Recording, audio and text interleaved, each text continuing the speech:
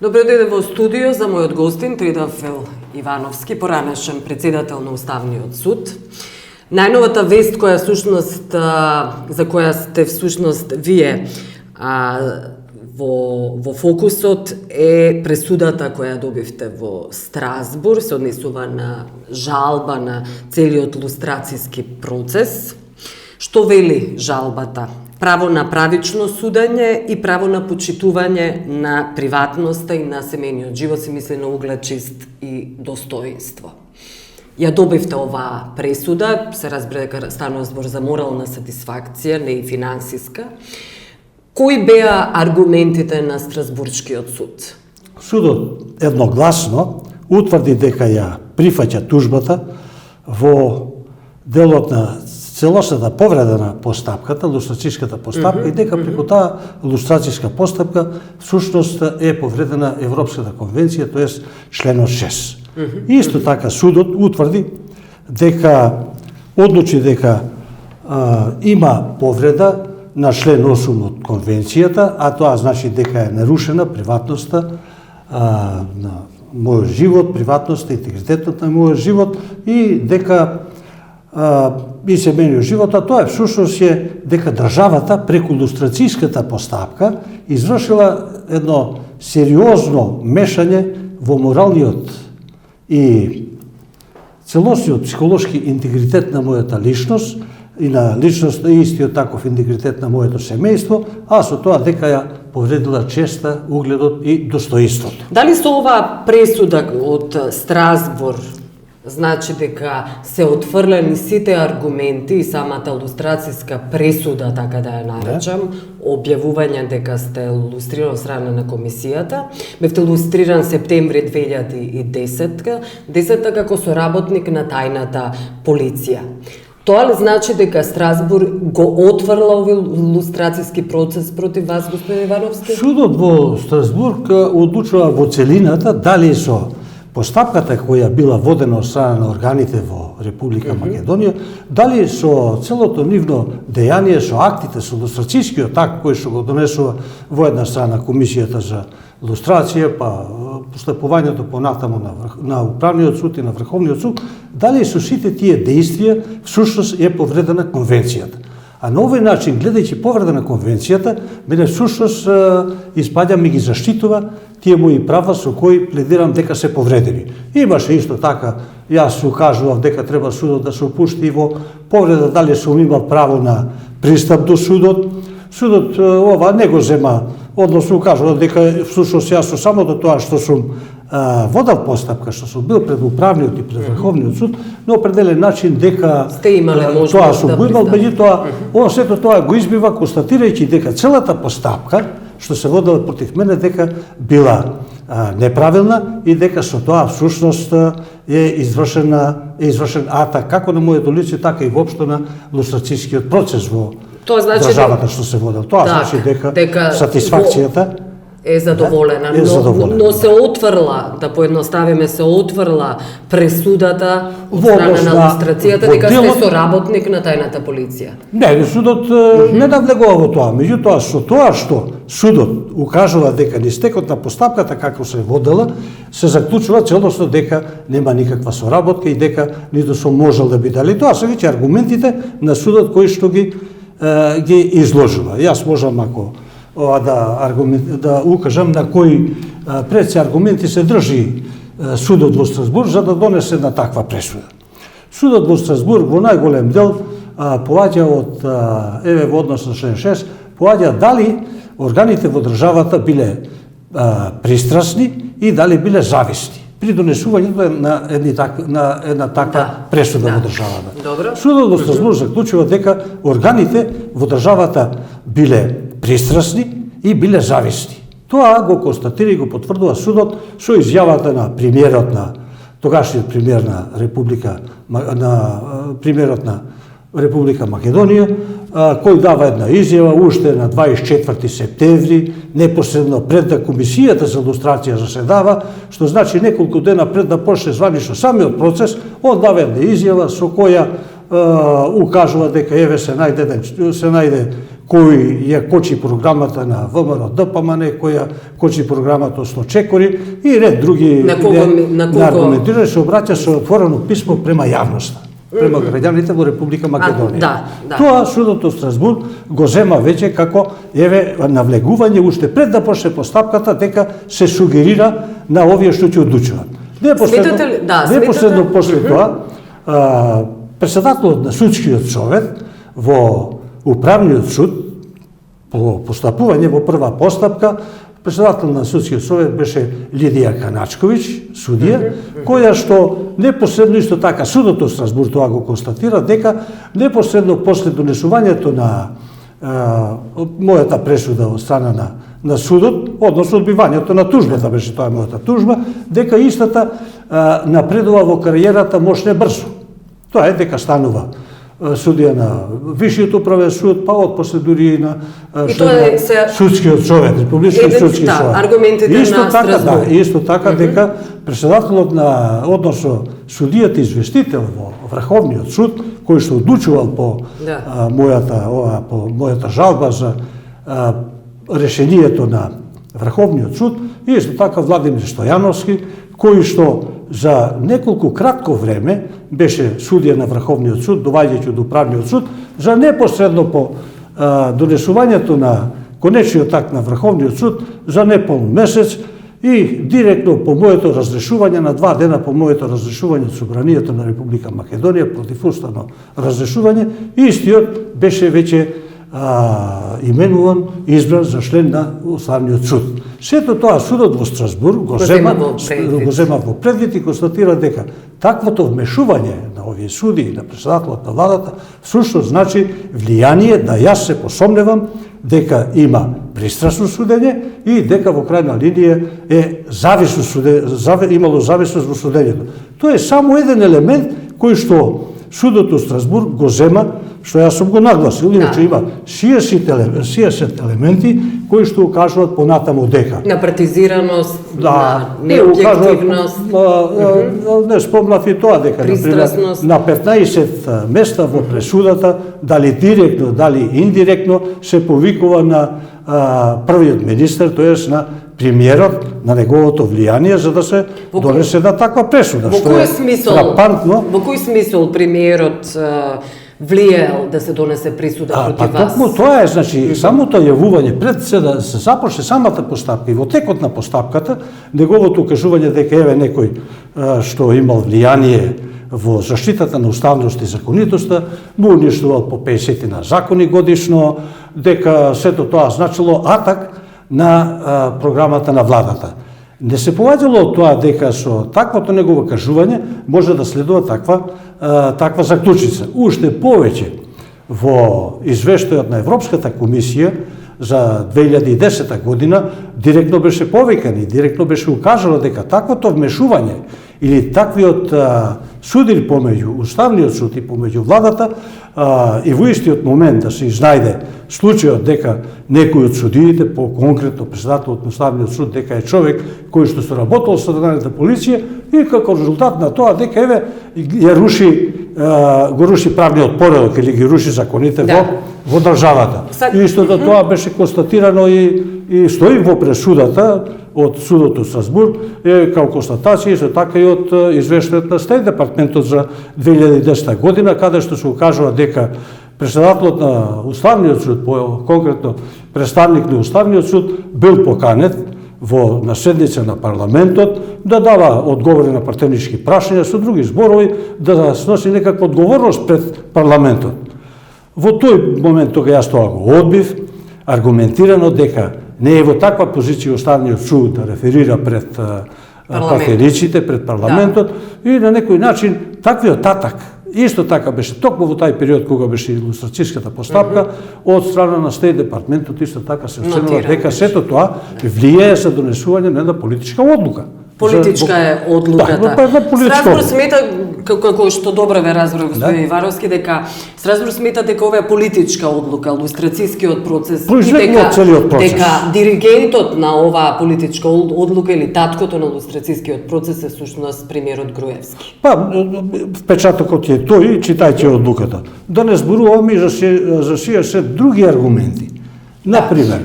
Например, има таму дека во документите се окажува дека јас сум бил соработник на тајната полиција. Кои се аргументите? Тоа е, мислам, окажувањето на владата, на Лустрацијската комисија. Дека кога сум бил средношколец, кога сум бил на 17 години уште како малолетник, дека во овој период јас сум, инаку сум прогонуван тога и за една организација која се залагаше за идеите за обединување на Македонија, и дека по тој повод сум бил евидентиран како младонационалист, и сето тоа го искористија после 50 години, по 45 години, го искористија како повод да се стратат да најдат во евиденција дека сум бил соработник. Иако таму сум бил репресирано лице, тоа го искористија како соработник. Меѓутоа и покрај тоа што него тоа искористија како така, судот од Страсбург заклучува дека после 25 години, иако јас таму сум после 40 години, него после 25 години, да државата го земе некој на одговорност, да го лустрира, да го протресе, да го прочисти од петното на минатото за нешто што се случувало тога, а поминале веќе во конкретниот случај 27 години од 83 година, како што стои во пресудата, кога судот заклучил дека, односно владата кажа, тоа е најкраткиот, мислам, најмногу до кога можел да соработува. Иако соработката била завршена 65 година, но дури предпоставка и судот од Страсбург вели, дури да било и 83 година, од 83 година до започнување на процесот поминале 23-4-5 години, со само до тоа дека дури да имало соработка, тоа не може да биде повод за да некој биде лустриран, за да му бидат ограничени правата, да не може да врши јавна функција, да не учествува како таму што се вели на универзитети работа, или да не биде висок адвокат, и дека сето тоа судот го зема сосема аргументирано, да не зборуваме за тоа. Господин Ивановски, дали ова значи дека вие можеби би се активирале во јавниот живот, можеби во политичкиот живот, заради тоа што сега патот за било каква јавна функција ви е отворен? Знаете што, јас всушност самата ова пресуда, бидејќи и законот што се донесе последниот предвидува 5 години рок за ограничување на вршење на јавна функција, јас овој период го издржав. Така да, и без донесување на пресудата од Страсбург, и без ова казната, или ова што беше ми јаката нанесена мене, 5 години, тие години поминаа.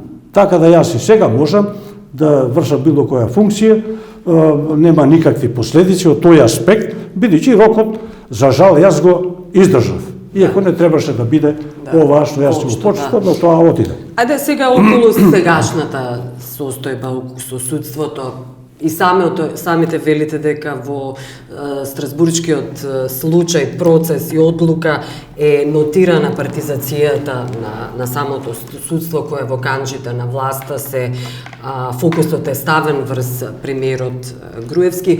Како ја гледате работата на јавната, на специјалната обвинителка Катица Јанева?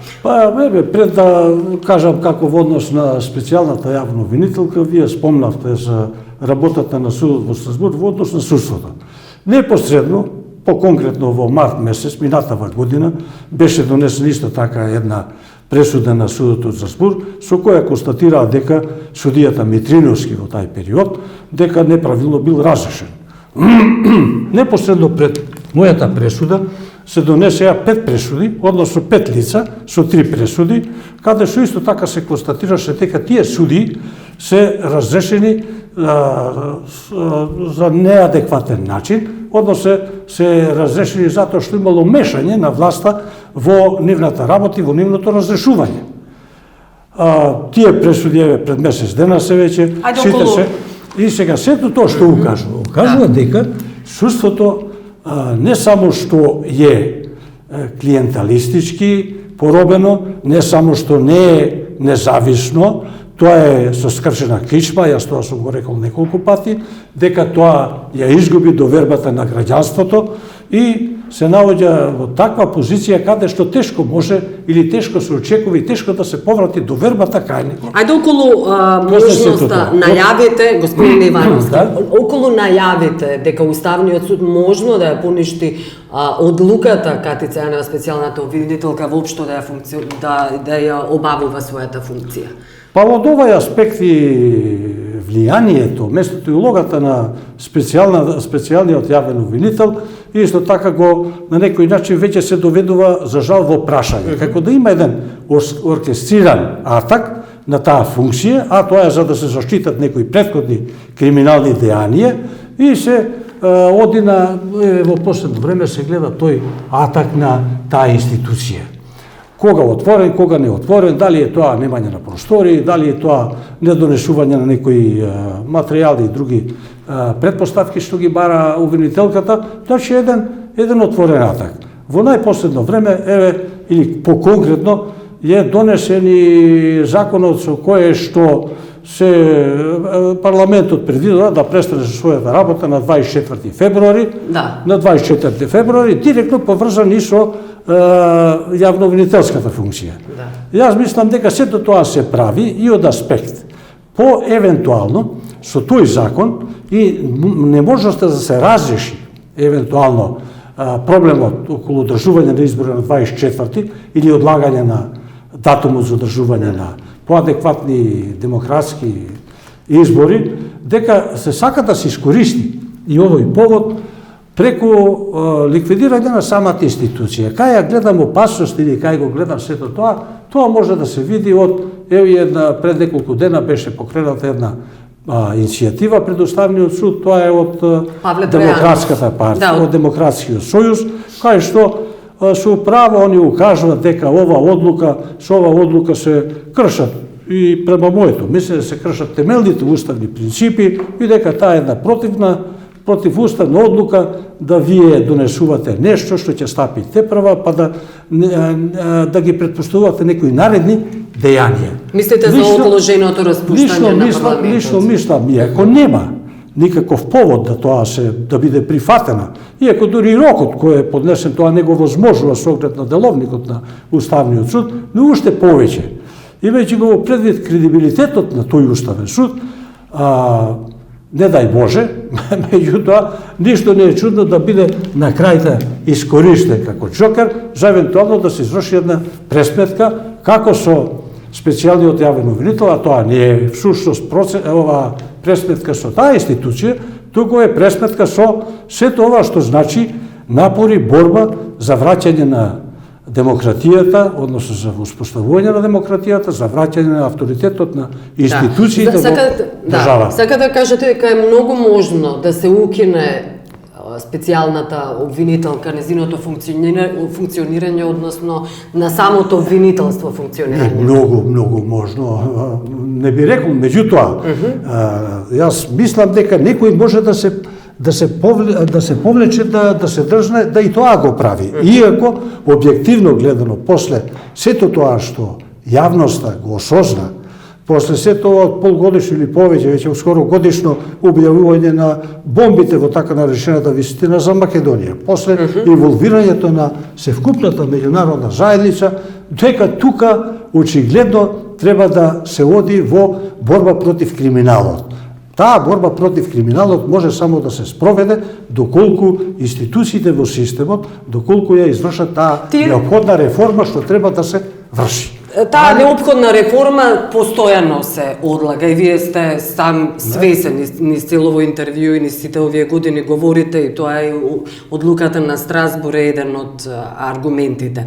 Сметате ли дека со ставањето на свршен чин, да кажам, Катица Јанева, ако биде ставена на свршен чин, може ли да биде експресно политички ликвидирана? Се може да биде, меѓутоа последиците треба да ги сноси тој кој што ќе го предизвика тоа. Тоа треба да знае дека таквиот атак, тоа е атак на целиот систем, тоа е атак на демократијата, тоа е атак на сите темелни принципи, на самиот устав, тоа е атак на државата, на народот. На кои последици мислите? А токму на тие последици, кои би можеле да бидат? Што може да биде кога еден со такви методи, противдемократски, противуставни, ќе окупира се вкупната власт, иако она веќе кај него, вие гледате што цело време кажат да се изврши пуч и фактички ако позицијата го врши тај пуч, против која би го вршал позицијата? Против самата себе. И ако се обиде до таа граница да се истражи таков упат на слободата, на демократијата, на се това, дека јас верувам дека граѓанството, граѓаните на Република Македонија, свесниот свет, невладини организации, опозицијата, опозиционерските партии, дека сите тие ќе бидат принудени многу повеќе и посериозно да се мобилизират, да се организират, да се спротивстават на еден таков антидржавен удар. Еден таков удар кој што се оди и би се правил против слободниот свет, а не против институциите кои што моментално исто така ги има токму таа партија на власт или ги има токму овој естаблишмент кој што и сега е на власт. Да. Добро, јас благодарам што бевте гостин, господин Ивановски. Молам, благодарам јас на вас.